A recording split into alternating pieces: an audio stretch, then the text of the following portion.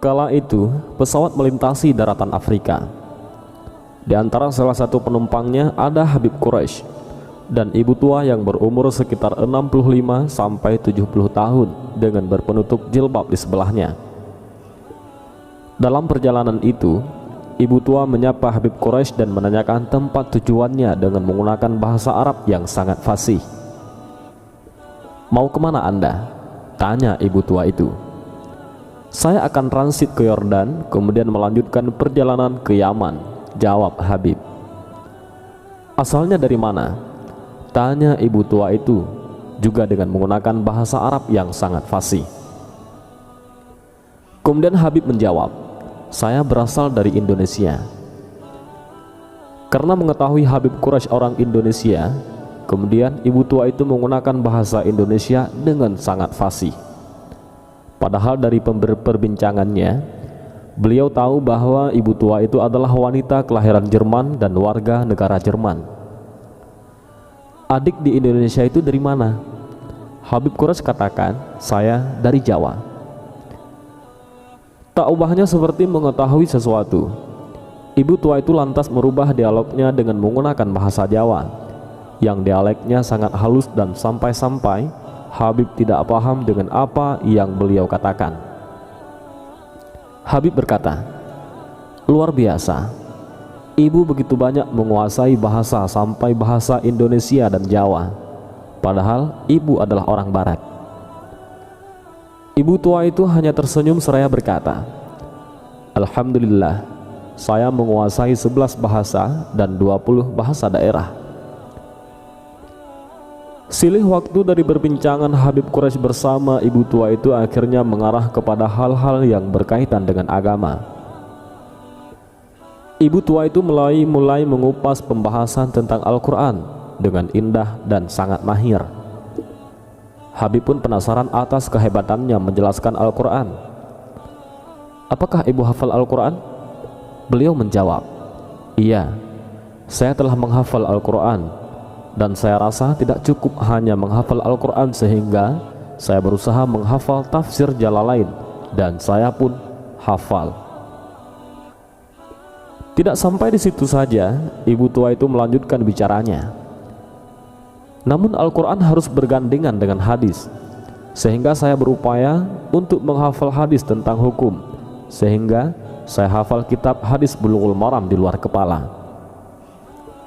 Lantas saya masih belum merasa cukup, karena di dalam Islam bukan hanya ada halal dan haram, tetapi harus ada fadhailul amal.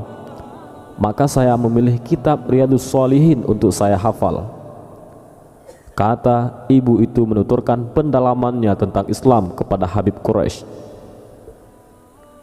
Ibu itu kembali bertutur, "Di sisi agama ada namanya tasawuf, maka saya memilih kitab Ihya Ulumuddin.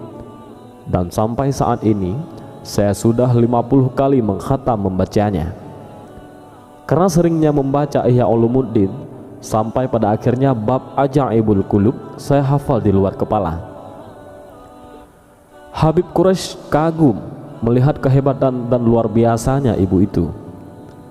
Namun karena tidak percaya begitu saja, akhirnya Habib mencoba untuk memberikan tes dari kebenaran perkataannya itu.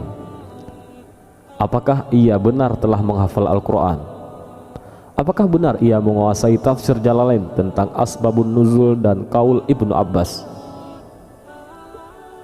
Setelah melalui beberapa pertanyaan, ternyata benar ibu itu hafal Al-Quran dan bahkan mampu menjawab tafsirnya dengan piawai dan mahir. Ketika Habib mengangkat permasalahan Ihya Mawad yang ada dalam kitab Bulughul Maram, ibu tua itu pun menjabarkannya dengan cukup jelas. Dan ketika Habib membahas tentang hadis Riyadhus Shalihin, ibu tua itu pun menyebutkan sesuai apa yang disebutkan dalam kitab Dalailul Falihin sebagai syarah kitab hadis tersebut.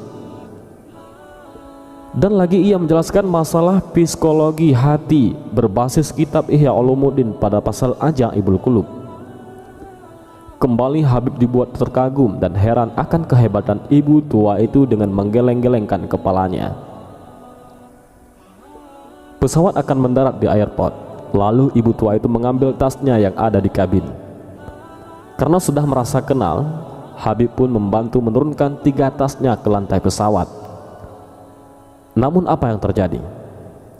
Subhanallah, saat ibu itu menunduk untuk mengambil tasnya, ternyata keluar dari balik jilbabnya seutas kalung salib. Seperti petir menyambar di siang bolong, Habib Quraisy menunduk lemah. Ibu itu pun tersenyum dan berkata, "Akan kujelaskan padamu nanti di hotel." Habib akan transit selama sehari semalam. Begitupun dengan ibu tua itu.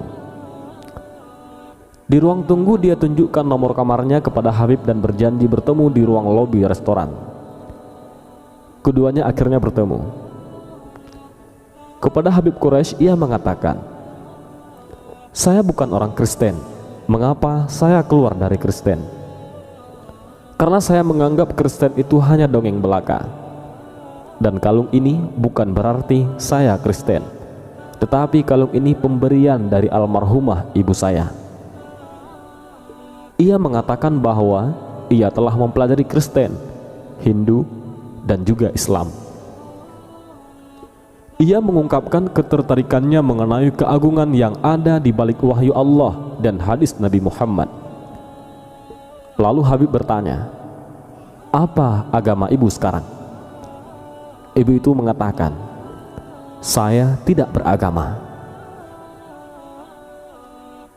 Andai ibu masuk Islam, begitu membaca 2 kalimat syahadah, ibu akan langsung mendapat titel ulama karena luasnya ilmu yang dimiliki, kata Habib. Ia menjawab, "Mungkin karena saya belum mendapat hidayah dari Allah." Seketika itu Habib Quraisy meneteskan air matanya dan bersyukur kepada Allah. Bagaimana orang seperti dia yang sudah hafal 30 juz Al-Quran dan hadis-hadis belum Allah izinkan untuk beriman kepadanya, sementara kita tanpa usaha apapun telah dipilih oleh Allah untuk menjadi seorang muslim? Adakah yang tahu betapa mahalnya hidayah? Setinggi-tinggi ilmu, seluas-luasnya pengetahuan, sedalam-dalamnya pemikiran, dan sekuat-kuatnya hafalan 30 juz Al-Quran dan hadis tidaklah mampu menggapai hidayah. Karena hidayah itu adalah datangnya dari Allah. Sebagaimana hambanya masuk surga karena rahmatnya, tidaklah cukup hanya menghafal Al-Quran dan hadis. Demikianlah kisah luar biasa ini. Semoga kita dapat mengambil ikhtibar betapa bersyukurnya kita dianugerahi iman dan Islam. Tinggal bagaimana kita mencari dan mempelajari Islam secara kafah. Dan semoga kita termasuk golongan orang-orang yang husnul khatimah. Dan ibu tua itu bernama An-Mari Shimmel, yaitu ahli terkemuka dalam literatur Islam dan mistisme ataupun tasawuf. Beliau dikenal memiliki ingatan fotografis dan beliau berkebangsaan Jerman. Dan beliau juga seorang profesor yang mengajar di 3 universitas terkenal di 3 negara yang berbeda. Beliau wafat pada tahun 2003 di usia 80 tahun. Dan entah bagaimana akhir kisah tentang keimanannya di sisa akhir hidupnya.